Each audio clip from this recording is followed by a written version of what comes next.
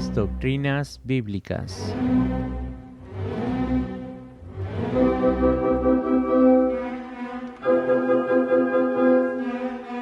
Capítulo 6.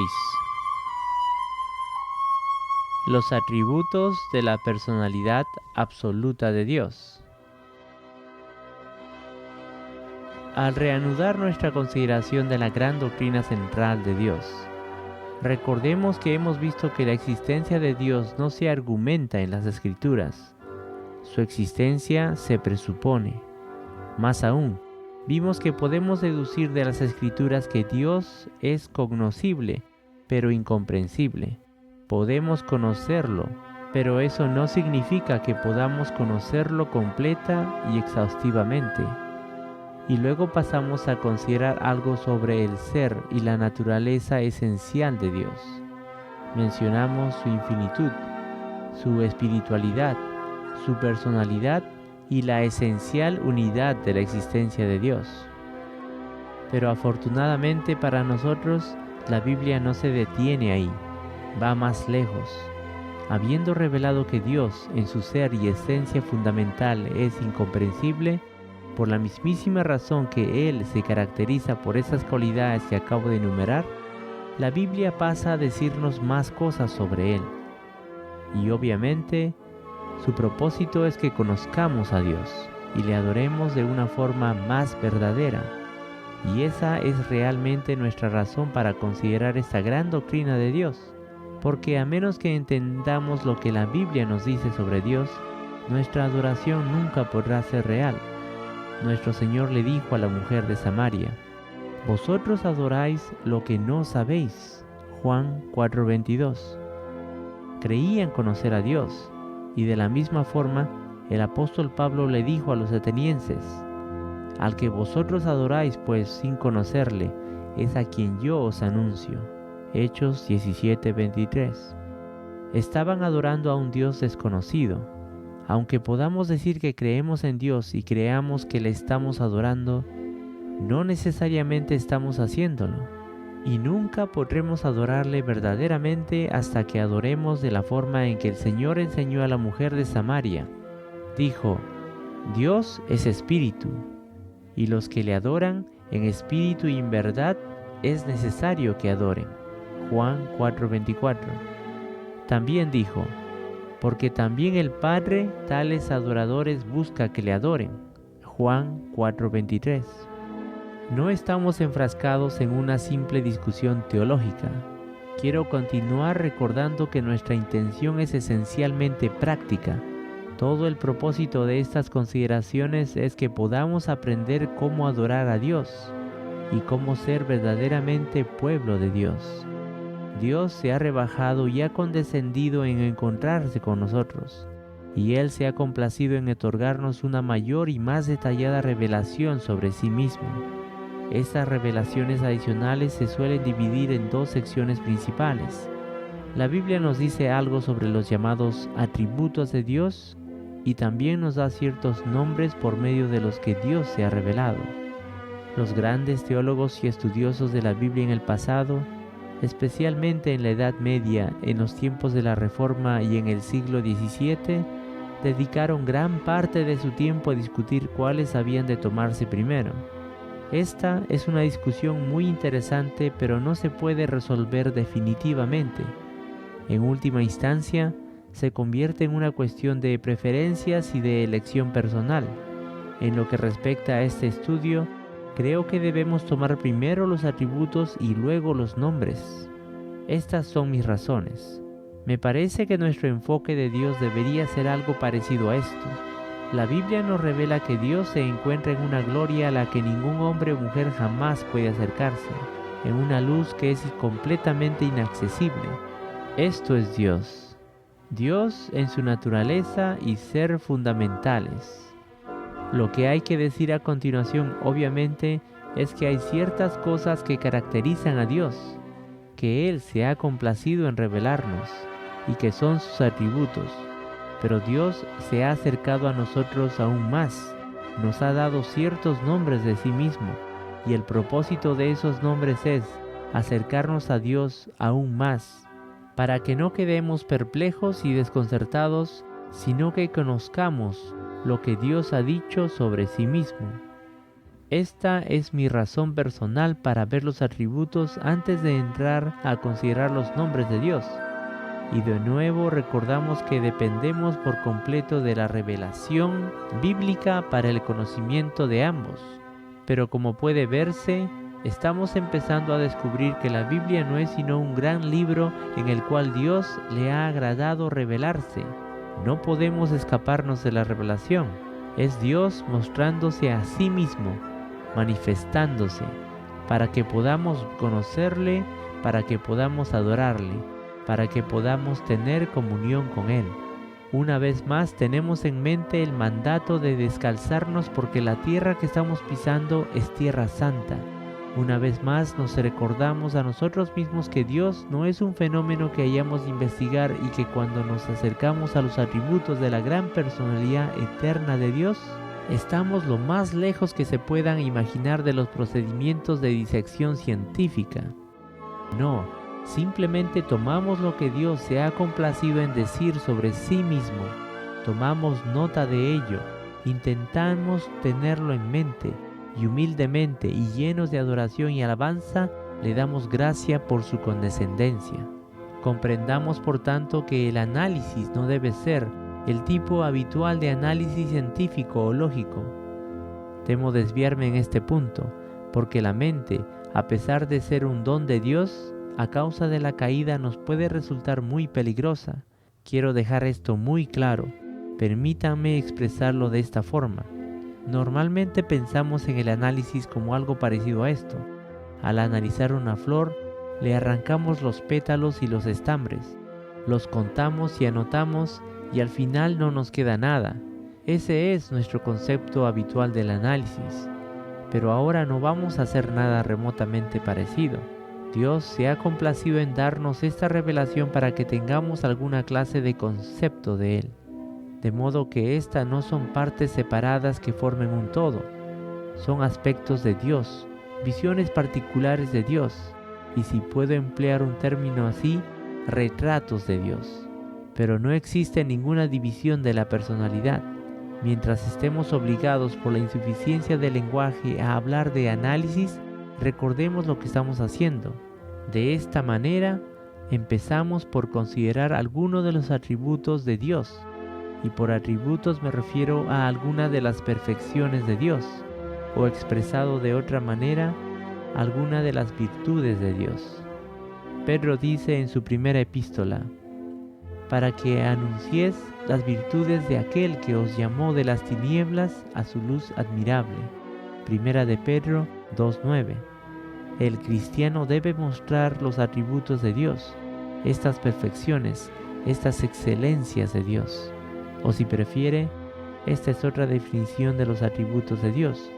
Son cosas acerca de Dios, ciertos aspectos de su naturaleza grande, gloriosa y eterna, las cuales Él se ha complacido en revelarnos, y que hasta cierto punto podemos asimilar. Sobre este punto, los expertos han estado muy atareados en el intento de clasificar estos atributos, intentando por su propio interés y por el de los demás, introducirlos en ciertas categorías. Pero una vez más yo diría que eso, en última instancia, es imposible. Se han sugerido muchos tipos de clasificaciones. Algunos han dicho que la división habría de hacerla entre atributos naturales de Dios y atributos morales de Dios. Esto es, en atributos que pertenecen a Dios de por sí y aquellos que tienen una implicación moral. No importa mucho la forma en que los llamemos. Sugeriría una clasificación como esta. Primero, los atributos de la personalidad absoluta que pertenecen a Dios. Y en segundo lugar, atributos morales de Dios. En el capítulo anterior dijimos que Dios es una persona. Él es una personalidad en un sentido absoluto. Pero, ¿qué atributos pertenecen a su personalidad? Estas son, por supuesto, expresiones de su ser eterno. Y por tanto, el primero que habremos de señalar es la eternidad de Dios, y junto a eso, la inmutabilidad de Dios. Dios no tiene principio ni fin, Él es eterno. Encontrarás una gran afirmación de ello en el Salmo número 90. Antes que naciesen los montes y formases la tierra y el mundo, desde el siglo y hasta el siglo, tú eres Dios. De la misma forma lo encontrarás en el Salmo 102. Su eternidad es simplemente algo que afirmamos y admiramos. Pero consideremos ahora la inmutabilidad de Dios. Esto significa que Dios es absolutamente inmutable, jamás puede cambiar en su esencia. Dios es eternamente el mismo. Es imposible que Dios difiera nunca en ningún aspecto de lo que siempre es y siempre ha sido. Uno de los grandes nombres lo sugiere, el nombre de Jehová. Yo soy el que soy. ¿Qué significa? Yo siempre soy el mismo, soy el inmutable. No es posible, en otras palabras, que Dios posea un atributo en un momento y otro atributo en uno distinto.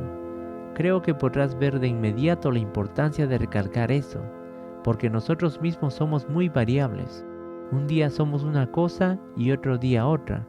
Aunque sigamos siendo la misma persona, no somos inmutables, somos mudables.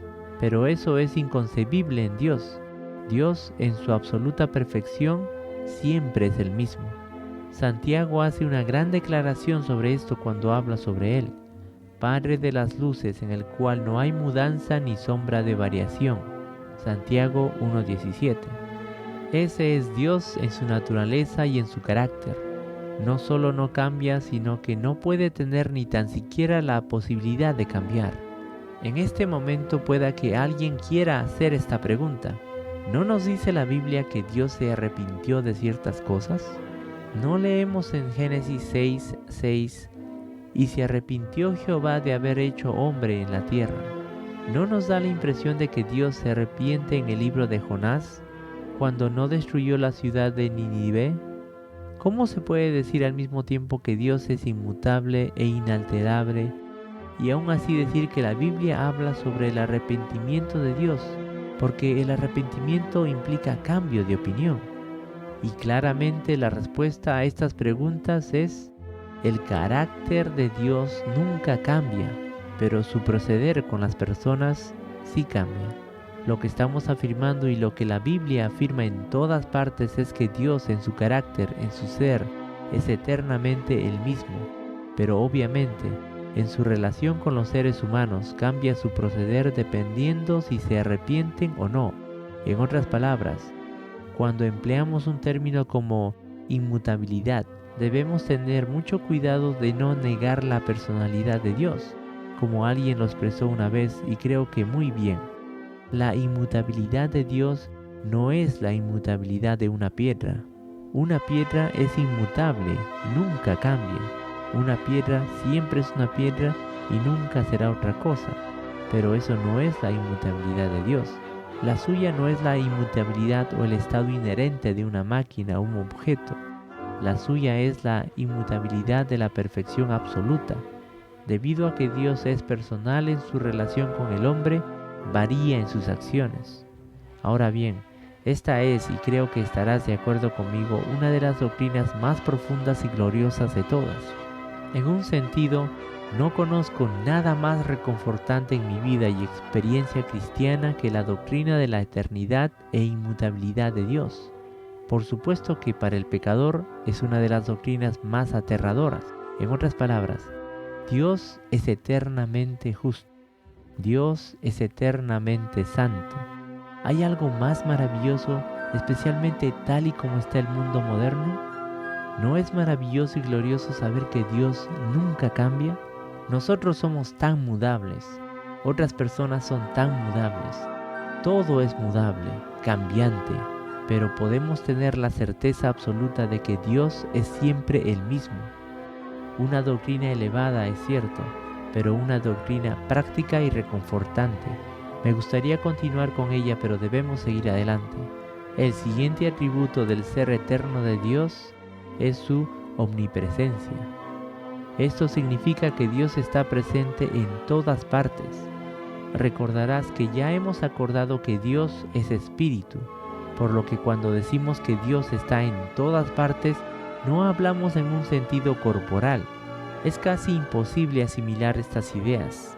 Sin embargo, se nos enseña tan claramente en la Biblia que es nuestro deber afrontarlas y tomarlas y poseerlas con nuestras mentes y nuestro entendimiento. Debemos decir además que Dios no está necesariamente presente de la misma forma en todas partes, porque la Biblia nos dice que el cielo es su morada. Primera de Reyes 8:30. Recordarás ese gran término ya que he tenido que introducir el término antropomorfismo.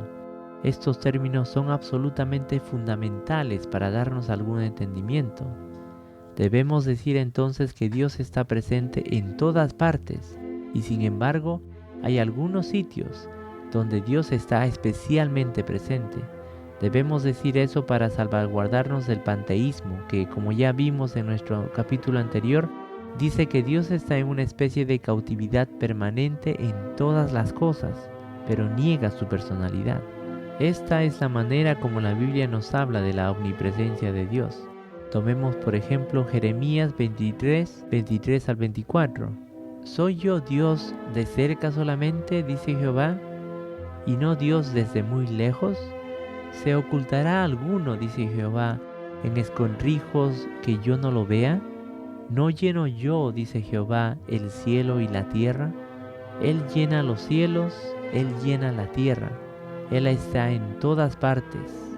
Luego, sobre este punto en particular, tomemos el Salmo 139, versículos 7 al 10. ¿A dónde me iré de tu espíritu? ¿Y a dónde huiré de tu presencia? Si subiere a los cielos, allí estás tú. Si en el Seol hiciere mi estrado, ahí estás tú. Si tomare las alas del alba y habitare en el extremo del mar, aún ahí me guiará tu mano y me asirá tu diestra. No importa dónde vayamos, ahí está Dios. Y Pablo señala lo mismo a los eruditos atenienses, porque en Él vivimos y nos movemos y somos. Hechos capítulo 17, 28. No puedes escapar de la presencia o la vista de Dios, la omnipresencia de Dios. De nuevo te indico que esta es una doctrina grande y reconfortante. El salmista en el Salmo 139 la ve como una advertencia y está en lo cierto. Todas estas grandes cuestiones que estamos considerando son advertencias. Estos atributos de Dios nos reconforman a la par que nos sirven de advertencia. Si has pecado contra Dios y hallares imposible escapar de Él, no puedes escapar de Él donde quiera que estés, por los caminos laberínticos de tu mente o por cualquier otro sitio. Pero ¿acaso no es algo maravillosamente reconfortante pensar y comprender que donde quiera que las circunstancias se hayan puesto, Dios aún está contigo? Nunca estarás en ningún sitio donde puedas encontrarte sin la presencia de Dios. Y eso nos lleva a su otro gran atributo, la omnisciencia de Dios. Dios conoce todas las cosas y su conocimiento siempre es un conocimiento absoluto, un conocimiento completo de todas las cosas. Por supuesto, hay muchas afirmaciones sobre esto en las Escrituras. Tomemos por ejemplo el Salmo 147, 5. Su entendimiento es infinito. Luego en Proverbios 15:3 leemos: los ojos de Jehová están en todo lugar, mirando a los malos y a los buenos. Dividámoslo pues de esta forma. La Biblia nos da bastantes detalles sobre este conocimiento, sobre esta omnisciencia de Dios. Por ejemplo, nos habla del conocimiento que tiene Dios de la naturaleza. Él cuenta el número de las estrellas y a todas ellas llama por su nombre. Salmo 147, 4. Pero permítanme darte otro ejemplo. ¿Recuerdas las tiernas palabras del Señor cuando dice que ni un solo pajarito cae al suelo sin nuestro Padre? Mateo 10, 29. Dios lo conoce todo en el reino de la naturaleza. A nosotros nos resulta bastante inconcebible, pero la Biblia afirma que eso es cierto en cuanto a Dios. Mira los cielos en una noche estrellada y ve la multitud de estrellas. Él las conoce, a cada una de ellas, y tiene un nombre para todas. No hay nada en la creación que Dios no conozca en este sentido íntimo e impersonal. pero obviamente nos interesa más el conocimiento que Dios tiene de nosotros y de nuestra experiencia humana. Y de nuevo el Salmo 139 resulta muy elocuente. Incidentalmente, en este salmo en concreto tenemos una exposición perfecta de los atributos de Dios. Parece como si todos hubieran sido agrupados. El salmista dice: Tú has conocido mi sentarme y mi levantarme. Has entendido desde lejos mis pensamientos. Versículo 2. Mis propios pensamientos, Él lo conoce todo sobre mí. Has escudriñado mi andar y todos mis caminos te son conocidos. Versículo 3. Sin duda, va más allá de ello en el versículo 4 y dice lo siguiente: Pues aún no está la palabra en mi lengua, y he aquí, oh Jehová, tú la sabes toda. ¿Qué conocimiento más exacto y detallado tiene Dios de nosotros? Leemos como dijo a Moisés: He visto la aflicción de mi pueblo. Éxodo 3:7. Él sabía lo que su pueblo estaba sufriendo ahí en Egipto. Él conocía todos sus infortunios. Sin embargo, el pueblo de Dios, en su falta de fe y de conocimiento, tiene a menudo la tentación de creer que Dios no lo sabe. Encontrarás eso en muchos salmos. ¿No lo sabe Dios?, pregunta el salmista. ¿Ha cesado para siempre su misericordia? Salmo 77:9. ¿No se da cuenta lo que nos está pasando? Pero nunca debemos pensar algo así. Es nuestra ignorancia la que nos hace hablar de esta forma. Dios lo conoce todo sobre nosotros. Permíteme citar de nuevo a nuestro bendito Señor. Él dice: Pues aún los cabellos de vuestra cabeza están todos contados. Lucas 12:7. ¿Puedes imaginarte un conocimiento más detallado que este? Dios nos conoce en detalle hasta ese punto. Luego hay una tremenda declaración en Hechos 4:13. Y no hay cosa creada que no sea manifestada en su presencia. Antes bien, todas las cosas están desnudas y abiertas a los ojos de aquel a quien tenemos que dar cuenta. No existe una declaración mayor y más elocuente de la omnisciencia de Dios que esta. La resume perfectamente y es el conocimiento que tiene Dios de nosotros y de nuestras experiencias humanas. Pero más aún, la Biblia nos dice en todas partes que Dios tiene un conocimiento perfecto de toda la historia humana, pasada y futura. Tomemos los profetas, por ejemplo, y las profecías. Tomemos el capítulo 2 del libro de Daniel, que predice los reinos que habrían de venir. Ahí Dios revela su conocimiento perfecto y completo. El capítulo 8 de Daniel hace exactamente lo mismo y hay muchos otros ejemplos de este principio. En Hechos 15:18 lo encontramos afirmando explícitamente con estas palabras: Dice el Señor, que hace conocer todo esto desde tiempos antiguos. Dios ve de principio a fin. Él lo conoce todo de eternidad a eternidad. Tenemos que usar términos como presciencia, que quiere decir el conocimiento de cosas futuras. En un sentido, estas tienen muy poco significado cuando estamos hablando de Dios, pues para hablar de Dios no existe el tiempo.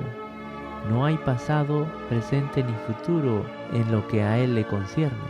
Todo es un gran presente eterno y viviente. No podemos asimilarlo, pero la Biblia lo enseña.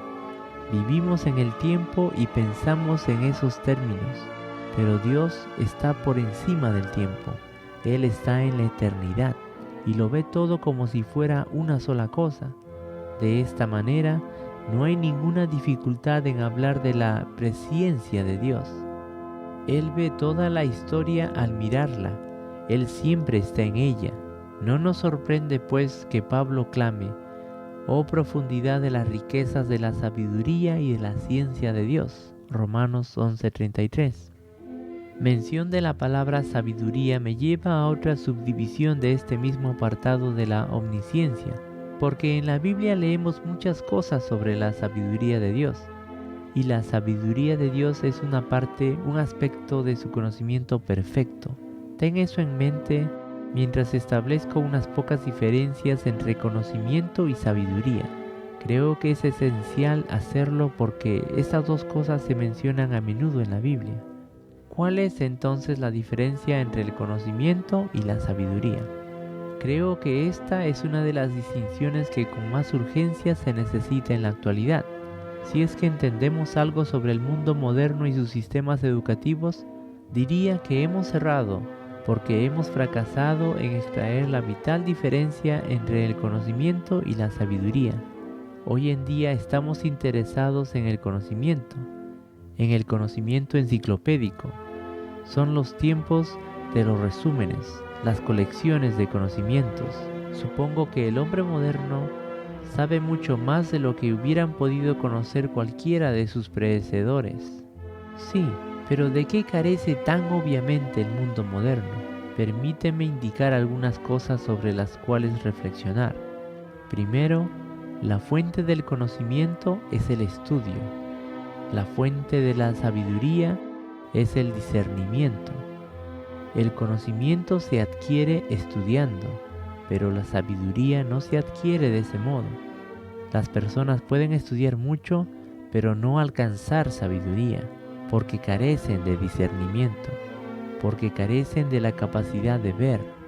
Segundo, el conocimiento es lo que comúnmente se llama discursivo en su carácter, mientras que la sabiduría es más intuitiva.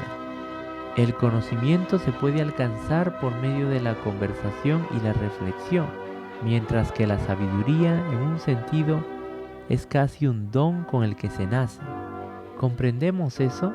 Hay personas que parecen haber nacido con una sabiduría innata. Puede que no tengan un gran conocimiento, pero si requerimos consejo, vamos a ellos.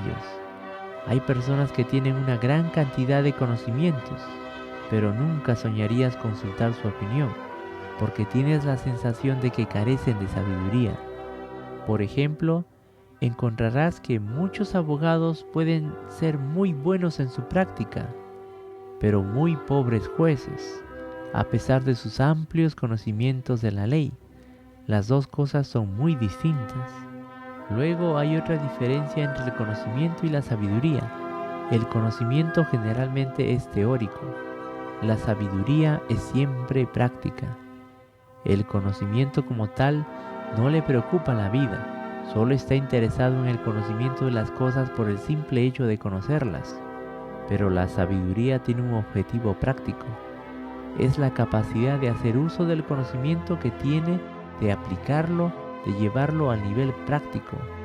La sabiduría quiere vivir, quiere hacer algo.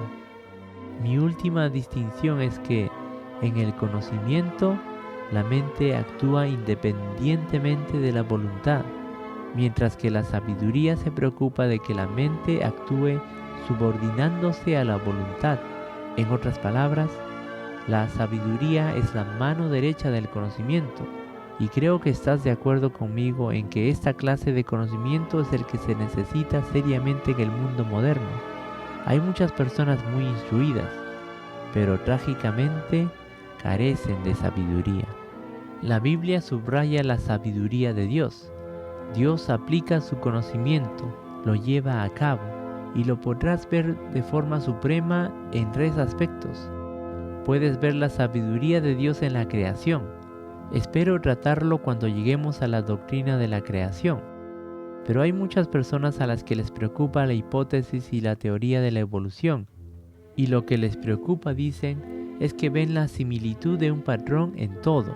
Sí, estoy de acuerdo, veo la misma cosa, pero lo que allí veo no es la evolución, sino la sabiduría de Dios en la creación, en el diseño y la perfecta disposición, en toda la armonía, en toda la cooperación. Mira el libro de la naturaleza y, si tienes unos ojos mínimamente cristianos, verás en todas partes la maravillosa sabiduría de Dios. La multiplicidad es una manifestación de la sabiduría, la forma en que se repite a sí misma, la primavera, el verano, el otoño, el invierno, y siempre hace las cosas de la misma manera. Pero si quieres ver la sabiduría de Dios, debes verla como se manifiesta en la redención. Ese es el gran argumento. En 1 Corintios capítulo 1, Los griegos buscan sabiduría. Versículo 22. ¿Por qué dice Pablo, si quieres sabiduría, mira al Señor Jesucristo, que es poder de Dios y sabiduría de Dios? Versículo 24. Mas por Él estáis vosotros en Cristo Jesús, el cual ha sido hecho por Dios sabiduría, justificación, santificación y redención. Versículo 30. También podemos ver la sabiduría de Dios en su providencial disposición de todo, la providencia de Dios. Nuevamente espero tratar esto por separado, aquí simplemente lo señalo, pero al considerar lo que la Biblia tiene que decirnos sobre la gran providencia de Dios, verás esta extraordinaria demostración de su perfecta sabiduría. A continuación debo llegar a la omnipotencia de Dios. Dios es todopoderoso. La omnipotencia de Dios es aquello a través de lo cual Él lleva a cabo todo lo que desea. Al considerar esto, pues, debemos subdividirlo en dos aspectos principales. La primera, la voluntad de Dios, y la segunda, el poder de Dios. La omnipotencia es la voluntad de Dios en acción. ¿Cuán a menudo leemos en la Biblia sobre la voluntad de Dios? Por ejemplo, Pablo habla del que hace todas las cosas según el designio de su voluntad. Efesios 1:11. ¿Qué es la voluntad de Dios? Es la base última de todo, de toda la existencia. Es la explicación última de todo lo que ha sucedido y todo lo que va a suceder. Y la Biblia nos enseña que la voluntad de Dios es soberana. En otras palabras, no está determinada por nada que no sea Dios mismo. Es la expresión de su señorío, de su ser absoluto. Pero recordemos que su voluntad nunca es arbitraria. Nunca se ejercita excepto en armonía con todos los demás atributos del gran ser glorioso de Dios. Es el mismo Dios que es omnisciente, el que es omnipresente. Es el mismo Dios que es glorioso y maravilloso. Es el mismo Dios que es amor y compasión y misericordia. No debemos separar estas cosas, aunque las distingamos a efectos de pensamiento y comprensión. Más aún, encontrarás que la voluntad de Dios se expresa de dos maneras principales. Declara ciertas cosas que Él mismo va a hacer. Esa es la llamada voluntad decretiva de Dios. También nos prescribe ciertas cosas que debemos hacer. Esa es la voluntad prescriptiva de Dios. En la Biblia se ve constantemente estos dos aspectos de la voluntad de Dios. Dios nos dice que Él mismo va a hacer y nos da mandatos sobre lo que nosotros debemos hacer. En cuanto a su poder, es ilimitado. Él es omnipotente. ¿Hay para Dios alguna cosa difícil?, preguntó Abraham, Génesis 18:14. Y el ángel Gabriel le dijo a María, porque nada hay imposible para Dios. Lucas 1:37. Su poder, su fuerza, su vigor son ilimitados. La Biblia está lleno de esto. Él hizo todo de la nada. Habló y sucedió. Él dijo, sea la luz, y fue la luz. Génesis 1:3. Él envía su escarcha y su nieve. Lee los salmos y verás que se glorían en el ilimitado poder de Dios. La voluntad soberana y el poder de Dios se han manifestado principalmente y de la manera más clara en tres formas: en la creación, en la salvación y en la providencia. Y supongo que no hay aún mayor manifestación del poder de Dios que la referida por Pablo en el capítulo 1 de Efesios. El poder de su fuerza, la cual operó en Cristo, resucitándole de los muertos. Versículos 19 y al 20. Esta idea de la omnipotencia de Dios es asombrosa. Hay muchas cosas que no comprendemos de la voluntad de Dios, pero no se supone que debamos entenderlas. Nuestro objetivo es que las miremos con reverencia, asombro y adoración. Nuestra finalidad es comprender que no habría ninguna esperanza para nosotros de no ser por la omnipotencia de Dios. Lo digo con reverencia. Nada menos que la omnipotencia de Dios podría salvar una sola alma, pero gracias a Dios, Él es omnipotente y todos somos salvados por el poder de Dios en el Señor Jesucristo y por medio de Él. Luego, finalmente, la Biblia también nos habla de la absoluta bienaventuranza de Dios. Nos habla de su absoluta y completa perfección. No hay nada más elevado ni mejor que Dios. Toda perfección concebible se encuentra en Dios de una forma absoluta, y Él está exaltado por encima de toda limitación o deficiencia. La Biblia, por tanto, nos habla de la perfección de Dios y también de su bienaventuranza. Tomemos todas las expresiones de las epístolas de Pablo, por ejemplo, las palabras de Pablo: el glorioso Evangelio de Dios bendito, 1 de Timoteo 1:11. ¿Qué quiere decir Pablo cuando se refiere a Dios como bendito? Se refiere a que la propia perfección de Dios es el objeto del propio conocimiento de Dios y de su propio amor. Se regocija en sí mismo, se deleita en sí mismo, y es perfecta y absolutamente autosuficiente.